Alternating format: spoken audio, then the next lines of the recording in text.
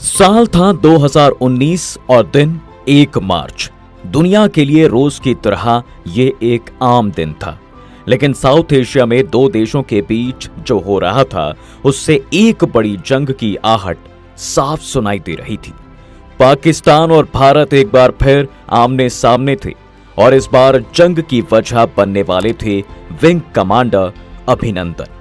भारत का इरादा साफ था कि वो अपने कमांडर को भारत लाने के लिए कुछ भी करेगा, मगर इस पर पाकिस्तान क्या करने वाला था, ये एक बड़ा सवाल था। उधर भारत पाक के अटारी वाघा बॉर्डर पर भी रोजाना होने वाली बीटिंग रिट्रीट को भी रद्द कर दिया गया था। सोच लिया गया था कि अगर अभिनंदन वापस नहीं आए तो फिर एक बड़ा फैसला लिया जाएगा, लेकिन रात 8:45 पर पाकिस्तान की तरफ विंग कमांडर अभिनंदन वर्धमान की पहली झलक दिखाई दी। रात 9:21 पर अभिनंदन ने भारत में कदम रखा।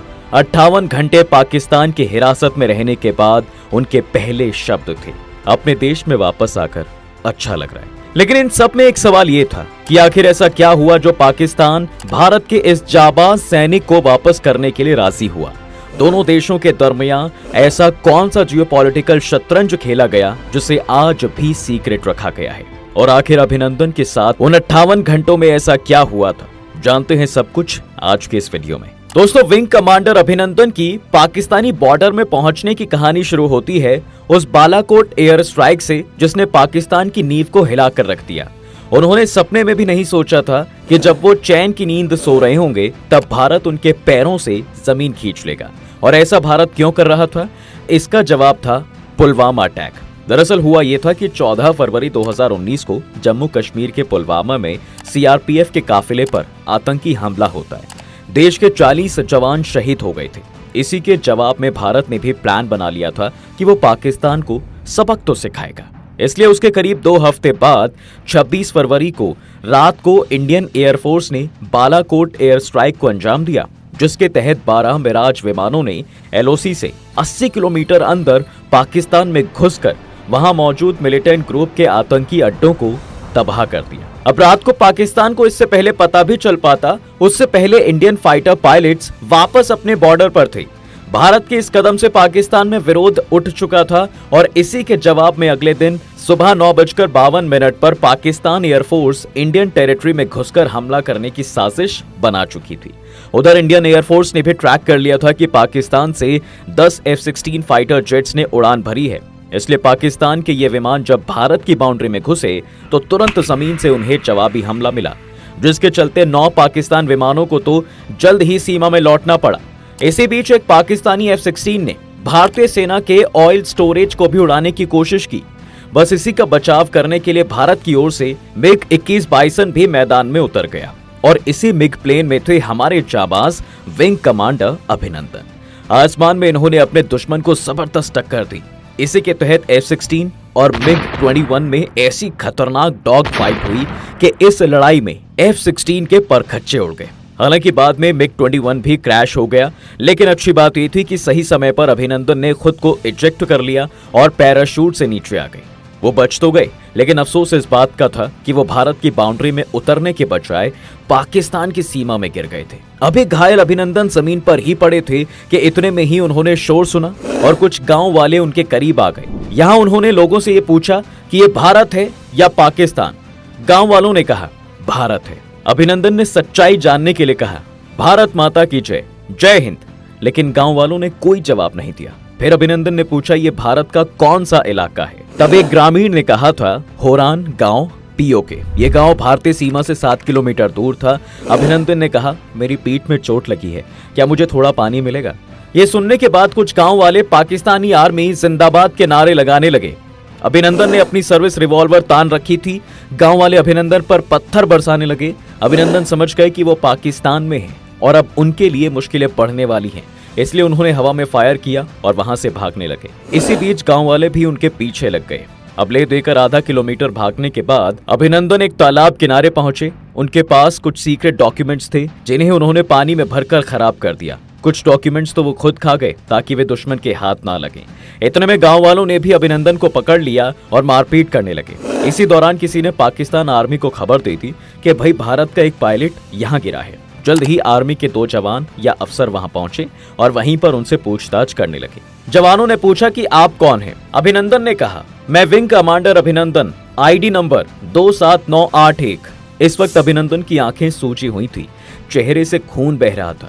अभिनंदन की आंखें कपड़े से बांधकर उन्हें आर्मी यूनिट में लाया गया, जहां से उनकी वीडियो बनाकर वायरल कर दी गई।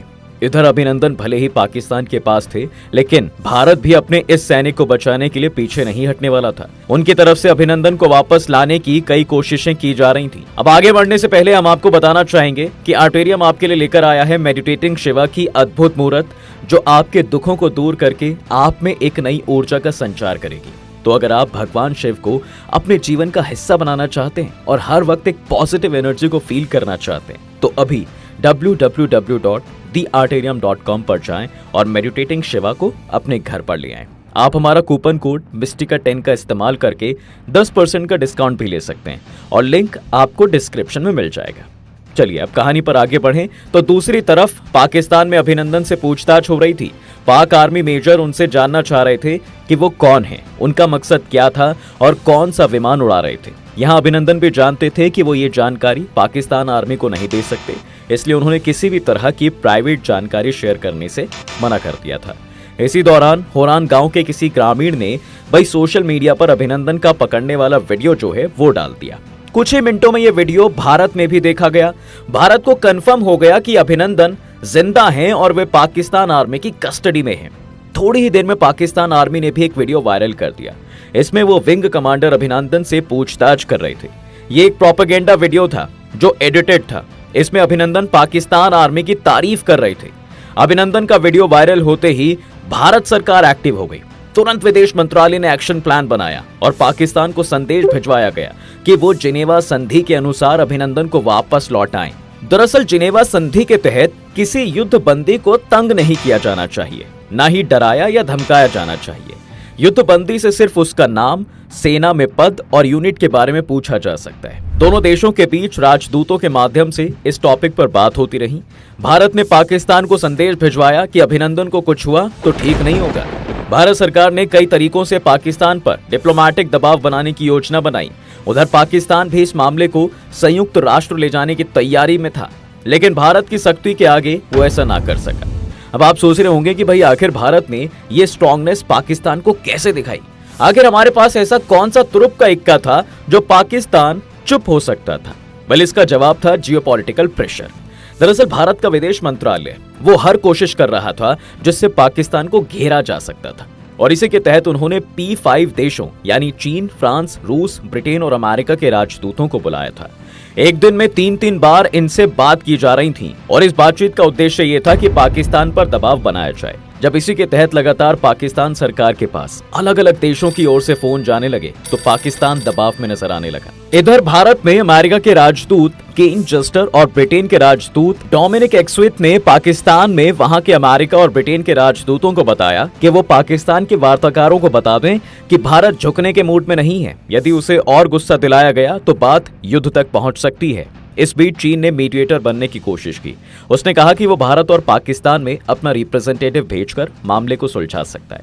भारत ने इससे इनकार करते हुए कहा कि वो इसे डील करने में सक्षम है। अब जब ये सब चल रहा था तब 27 फरवरी को इस्लामाबाद में अमेरिकी एम्बेसी में यूएस, यूके और फ्रांस के राजदूतों की मीटिंग बुलाई गई, जिसमें पाकिस्तान की फॉरेन सेक्रेटरी तहमीना जंजुआ भी थी। सभी राजदूत जंजुआ को ये समझा रहे थे कि हालात ठीक नहीं है। अभिनंदन को ना सौंपने पर क्या अंजाम होगा, इस संभावना पर चर्चा हो रही थी।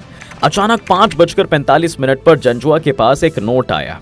इसे पढ़ने के बाद उन्होंने बोलना बंद कर दिया। उन्होंने बताया कि पाक आर्मी ने नोट भेजा है कि भारत ने पाकिस्तान की तरफ मुंह करके 9 मिसाइलें तैनात कर दी हैं। वो कभी भी हमला कर सकता है। इसके साथ ही इंडियन एयरफोर्स भी युद्ध के लिए तैयार है। वो अपने पायलट को ना छोड़े जाने पर तबाही मचा सकते हैं। पाक विदेश सचिव ने यूएस, यूके और फ्रांस के राजदूतों से कहा कि प्लीज ये बात आप अपने अपने राष्ट्र अध्यक्षों को बताएं ताकि भारत पर दबाव बनाया जा सके। उस रात P5 देशों की राजधानियों में रात भर दफ्तर खुले रहे। कोई भी इस तनाव से नींद नहीं ले पाया कि कहीं भारत युद्ध ना छेड़ दे। फिर अगले ही दिन दिल्ली में अमेरिका और ब्रिटेन के राजदूत से खबर आई कि पाकिस्तान आतंकवाद रोकने को लेकर गंभीर है। वो अभिनंदन को छोड़ने के लिए भी तैयार हैं। पाकिस्तान के पीएम खुद अभिनंदन की रिहाई का ऐलान करेंगे और इस तरह भारत की चारों तरफ से दबाव बनाने की रणनीति काम आई और पाकिस्तान हमारे पायलट को लौटाने को तैयार हो गया। एक तरफ इस खबर से भारत में खुशी और सुकून की लहर थी, तो वहीं पाकिस्तान के लिए ये एक बेहद कठिन रात थी। इस दिन पाकिस्तान के विदेश मंत्री शाह महमूद कुरैशी ने घंटे भर तक पाक आर्मी चीफ कमर जावेद बाजवा, कुछ सांसद और मंत्रियों से बंद कमरे में बात की थी।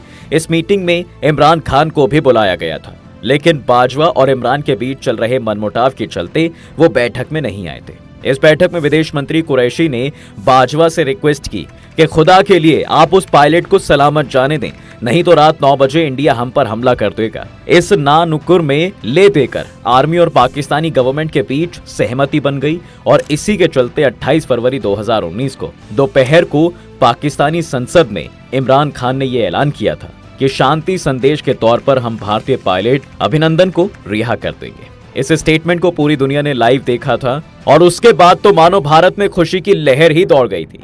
हर कोई इसे भारत की एक बड़ी जीत की तरह देखने लगा और देखा जाए तो ये भारत की जीत ही थी, क्योंकि पहली बार पाकिस्तान इस तरह भारत के आगे झुक रहा था। इसलिए भारत की ओर से प्रस्ताव रखा गया कि अभिनंदन को लेने के लिए एक विमान इस्लामाबाद जाएगा, मगर पाकिस्तान सरकार ने इसे खारिज कर दिया। इसके बाद पाकिस्तान ने तय किया कि वो दोपहर 2 से 5 बजे वो वाघा बॉर्डर से अभिनंदन को सौंपेगा। इसके बाद भारत ने पाकिस्तान में एक टीम को एक्टिव किया जो अभिनंदन को पाकिस्तान से लेकर आएगी। फाइनली तय किया गया कि air attache group captain Joy Kurian Wagah जाएंगे। जॉय कुरियन 3 साल से पाकिस्तान में भारत की एम्बेसी में ही तैनात थे। उनकी स्वदेश वापसी होनी ही थी। उधर अभिनंदन को इस्लामाबाद से लाहौर लाया गया। अभिनंदन के कारण भारत ने वाघा अटारी बॉर्डर पर होने वाली रिट्रीट सेरेमनी को एक दिन के लिए सस्पेंड कर दिया था। इस दौरान अजय बिसारिया इस्लामाबाद में अपने सहयोगियों के साथ लगातार फोन पर संपर्क में थे। वो पल पल की अपडेट ले रहे थे। देश विदेश का मीडिया वाघा अटारी बॉर्डर पर दोपहर से ही जम गया था।